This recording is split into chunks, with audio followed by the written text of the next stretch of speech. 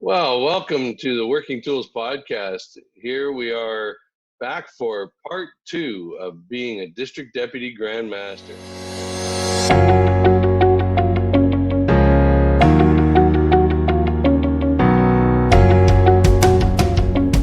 Ladies and gentlemen, brethren all, welcome to the Working Tools podcast, a casual conversation around Freemasonry.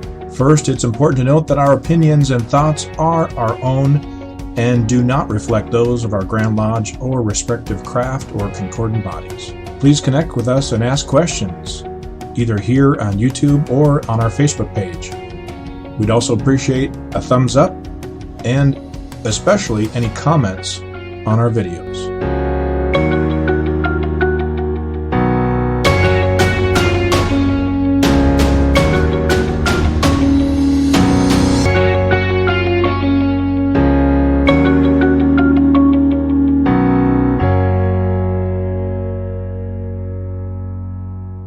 To the Working Tools podcast for part 2 of being a district deputy grand master. I think last time we left off there, we were going to talk about what, Zane? I think just some successes that we've had as deputy, and kind of go around the room and kind of dive into the actual job rather than the getting to the job, but actually the job itself. Okay, well, I'll start because I can keep it really short. I haven't had any successes as a district deputy grand master yet, so that's short. I'm sure someday you will. How about David? I was going to say, Carsten, I'll be interested to be a fly on the wall on that committee when Stephen gets his vote to keep us right worshipful. We got another 8 years before it gets back to thinking about our lives. Successes. I don't know. I guess successes. I didn't get kicked out. I don't know. That's a success.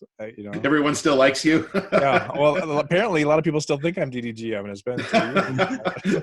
I know for the first couple months of my 10 years, everybody thought you were the deputy still. I'm like, I don't know. Let's go check with Dave.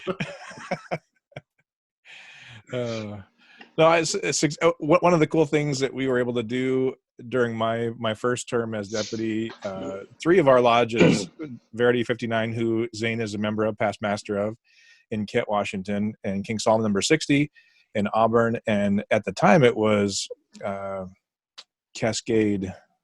Western Star 61 in 1889 had received their dispensation, and then in 1890 received their charter. And we had a 125-year reconstitution ceremony at our as part of my district meeting.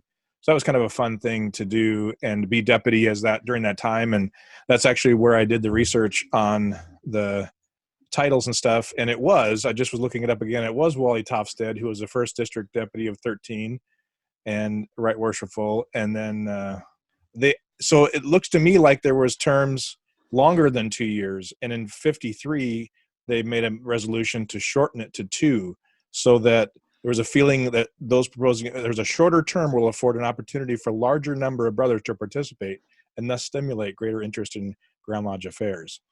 So they shortened it to a 2-year term. It must have been longer, or maybe unlimited. Maybe you could just be, I think there's a lot of jurisdictions that are DDGM for life, right? I mean, as long as you don't mess up, you're DDGM forever. But, well, in England, if you're they call it provincial Grand Master there. Once you're appointed, until you decide to retire from the post, it's yours. So you've had guys who served in there 15, 20 years in that one position. So you think becoming a DDGM over here is tough. Imagine over there. The guy's in there for 15 years. and technically, our term. They used to call us Right Worshipful District Deputy Grand Master, and now we are officially by code Deputy of the Grand Master in District such and such. However, if you read your letter, you get that the appointment letter. It does still say District Deputy Grand Master, which is interesting to me. Yeah, that's my title right here. Is Right Worshipful Brother District Deputy Grand Master. Yeah. So Zane, what was a memorable thing from your term? Oh, well, certainly one of the highlights was, so I was appointed by most worshipful now, Jim Mendoza.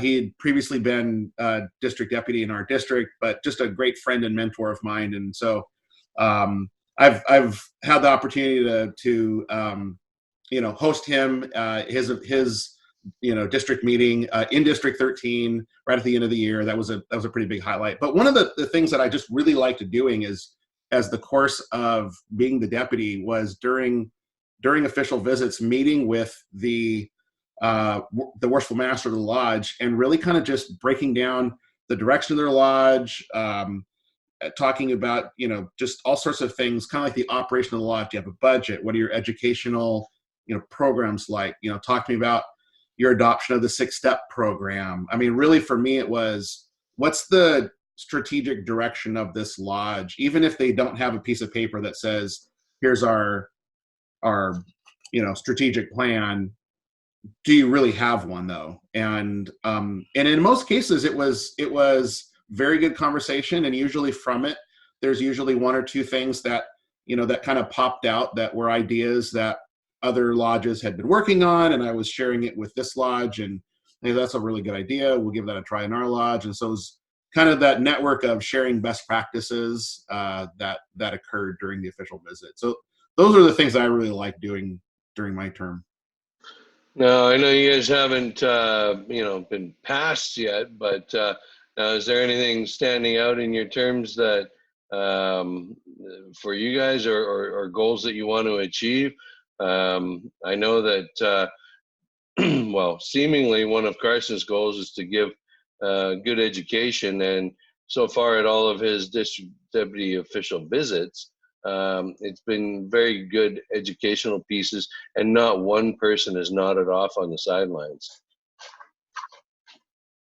Well, I guess that's the goal, is to not have anyone fall asleep. It's I mean, we're only halfway through. It's the one thing which pretty much no one saw, because it was behind the scenes. There was conflict in one of the lodges that I had in there, and I was able to solve that to everyone's satisfaction. So, that's kind of, it's part of the job, but it's nice that I can, stop anything from escalating before it gets too bad.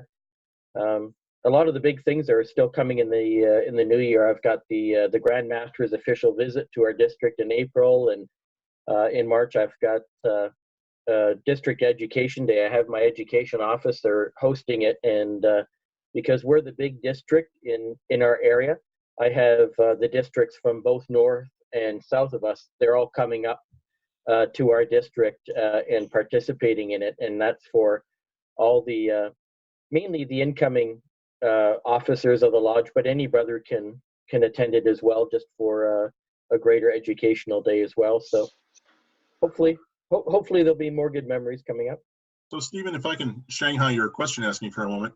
Karsten, in your in the last episode, you mentioned that showing up to your official visit with your suite. Apparently there's an education officer in there. Who else is a member of your suite that you travel with? Well, for example, at my last one, which we just had on 9th, I had 24 people, 24 guys in my suite, which has actually been one of the smaller suites in there. So the guys in my suite are all current Grand Lodge officers who are there. Like I've got in my district, there is the Grand Junior Deacon is there, and the Grand Marshal is there. Any past DDGMs can go into a suite, and past Grand Lodge officers, and then the worshipful masters of all the lodges in my district, as well as sometimes I get visiting worshipful masters from other districts as well that come into the suite as well. And of course, the district education officer as well. He would be within my suite. And then I've got to name everyone, their name, their rank, and what office that they serve there, without messing up there, all 24 of them. That's more pressure than doing anything else, is naming them in my suite. Interesting. So do they sit near you in the meeting then, or how does that? Well, the sitting worshipful masters will usually sit to the left of the worshipful master in the east, and Grand Lodge officers will sit to my right in order of rank. So depending on what office they hold is, I guess, the closer to me they sit, and of lower rank farther away, and everyone else just sits on the sidelines. So it sounds like you guys haven't got a lot of experience with these suites. Is that what I understand? Okay, so the suite actually comes in led by the district deputy grand master. Yeah. They all come, pardon me, you're last. It's led by usually 2 presenters from the lodge, and then they're followed by all of these people that Carsten just listed, and they form this great big horseshoe in lodge spanning from the northeast corner all the way down and around up to the southeast corner. And then they all get introduced as the suite. And Carsten is, on the spot to know them all and label them all and introduce them all, and then thank his presenters. Does this happen during the district meeting, or does this happen when you have an official visit to a lodge? When does this happen? That's at every official visit. Yeah, but that happens only once in each lodge. It doesn't happen when I just show up. Like the first time I'll come there, the first time I'm there, they give you grand honors as a first timer. But for every lodge, I have to have an official visit. Right. And at the time, they'll tender me the gavel. And it's one of those funny things. Most of the guys in the lodge, it's just something the master does, and most masters have no idea why they're even tendering me the gavel on that night. Yet on all the other nights that I come there, I just sit up next to the worshipful master, and they never tender me the gavel. They don't understand the significance as that on that official visit. I'm not just the Grand Master's representative. He actually signs over his powers and prerogatives for me for that evening. So technically, on that evening when I come in, that's why I come in with my suite. It's the same thing as what a Grand Master would do. Okay. For that evening and that evening only, I'm, for all intents and purposes, the Grand Master. In our jurisdiction, they do tender us the gavel at the end of the meeting, and we do close lodge. And so, yeah, we have that. I don't know that we have the whole suite that goes along with that. Yeah, we don't get the guidance I was given was if they do a good job with opening, then you can close. But if they screw up the opening, give them a chance to do the closing right. Yeah, I know that there's a whole bunch of pomp and pageantry around the entrance of our district deputy grand master on their official visit. And it's exact same pomp and pageantry as if it was the grand master who was visiting a lodge. Unless, of course, you happen to be a grand master visiting Prince Charles Lodge with Robert Stewart as a Tyler, who's never met you, doesn't know who you are, and doesn't believe you. You got to show me your dues card. And of course, it's the only time the guy's ever been asked for his dues card, right? I never really got comfortable with all the pomp and circumstance about an official visit. I wanted to see them at labor. I wanted to see their ritual. I wanted to see what kind of education program they had. I was much more interested in seeing, how does this lodge function? Do I have a high degree of confidence that they're going to be able to retain members as they, continue to join? And I don't know. For me, it was the pomp and circumstances that goes along with ours. I wasn't really comfortable with it to start with, but I can't even imagine having a whole suite, attend. What about you, Dave? Even the Grand Master doesn't have that, except for annual communication. They have the big parade, but even the Grand Master just has been lately, at least, been sitting on the sidelines and not even brought in. I think when I was senior deacon 10 years ago, literally 10 years ago this year, was the last time I remember having a Grand Master do a formal entry into the lodge rooms. Otherwise, they've all just been sitting on the sidelines. So that's interesting. I happened to visit a lodge in Oregon one time, and it happened to be their official visit. And they actually had all the members of the lodge line up in a double row from the entry door to the lodge to the east, and kind of like we do at Grand Lodge again for the Grand Master when he enters. And they were, applauded him as he came in, and they had a little ceremony and that sort of stuff. It was much more pumpful, if that's a word, than the way we do it around here. Apparently, Washington's just a bunch of slackers in that department. So in BC, anytime the Grand Master shows up, it's technically an official visit, and he comes in with his suite. But ironically, the Grandmaster suite is always smaller because the only people who are allowed to be in the Grandmaster suite are sitting Grand Lodge officers, not past Grand Lodger. Unless you're a past Grand Master, you'll go into a suite, but no other past Grand Lodge officers. There are no worshipful masters, so you have to be a current Grand Lodge officer to be within in his suite. But he always comes in a suite.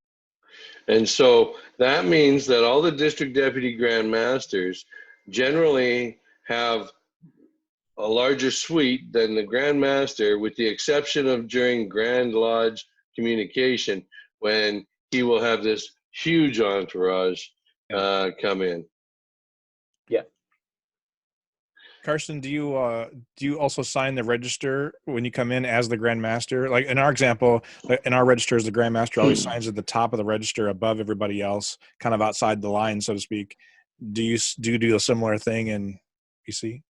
Yes, I sign up at the top there and put DDGM in behind there. There's actually some registers they have under the list of officers. They actually have printed in their DDGM where you can sign in there. But for most of it is, I sign kind of right up on top of everyone else. That's where I sign in. That's only on your official visit, right? Not all normally. Anytime I show up, because I don't know how it works in Washington. In BC, I'm a non-voting member of every lodge in my district for that year. So I'm a de facto member. So I sign in up above as the DDGM. And I also sign, I don't know about you guys, but when I'm there, when the master signs the minutes of the meeting, there's also a spot there for the DDGM. And so after he signs it, I sign the minutes of the meeting as well. Oh, wow.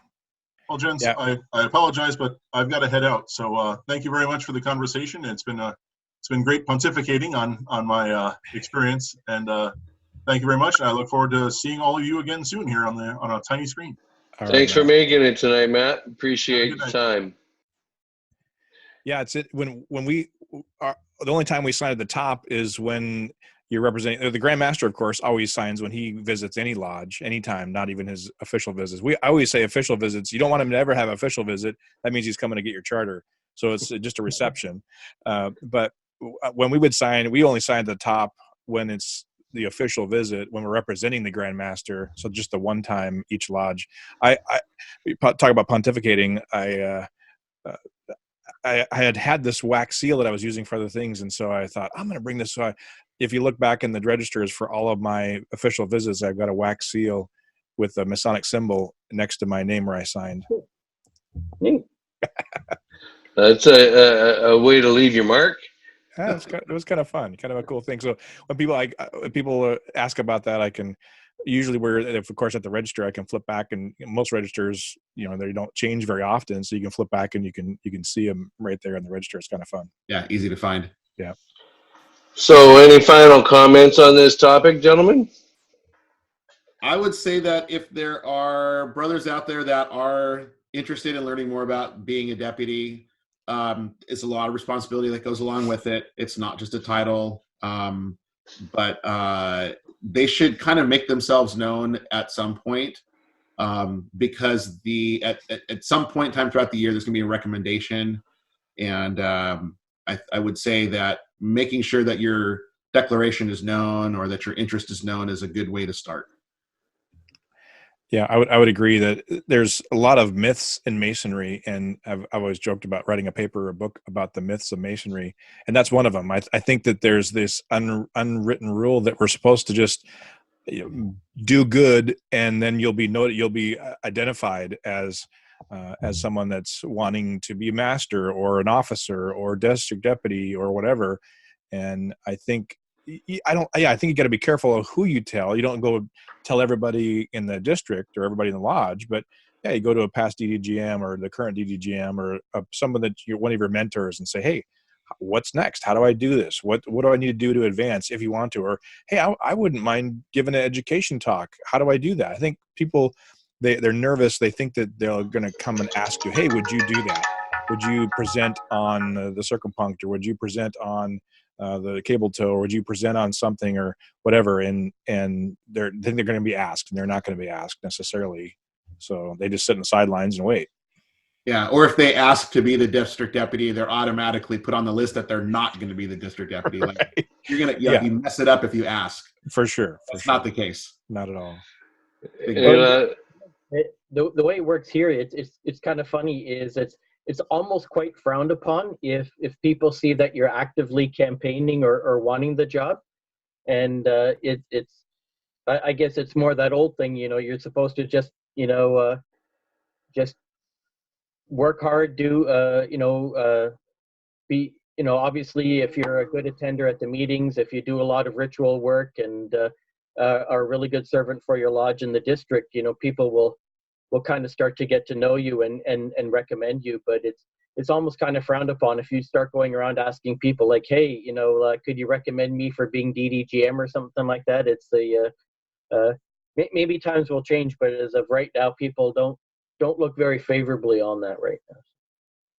Yeah, I think there's a difference between asking for recommendation too and just asking about the idea. I remember one time we were at an event and we went to the tavern to have a beer afterwards, and I walked in and there was 3 guys sitting at the end of the table, and they all kind of looked up at me sheepishly and said, "So what does it take to be DDGM?" And they all smiled and left. And okay, we'll sit down here. We'll have a talk. So I think it's different between, hey, what does it take versus I want to be. There have been a couple of guys that I'm going to be the next one, or that gets a little annoying. all right. Well, Never know, because it's up to the incoming Grand Master as well. You could be the most deserving person in the district, but if the Grand Master's got a good friend in your district that he wants over you, there's nothing you can do. That person's going to get picked. So. yeah. All right. Well, unless there's anything else, I think that kind of wraps up segment 2 of being a district deputy Grand Master in Washington or British Columbia. So with that being said, thank you, gentlemen, for your time. We really appreciate you spending it with us on this Sunday evening, and hope that you'll both consider coming back for future podcasts on different topics. I know we'd love to have you back. Sure, happy to. Thanks for having me on. Thanks for having me on.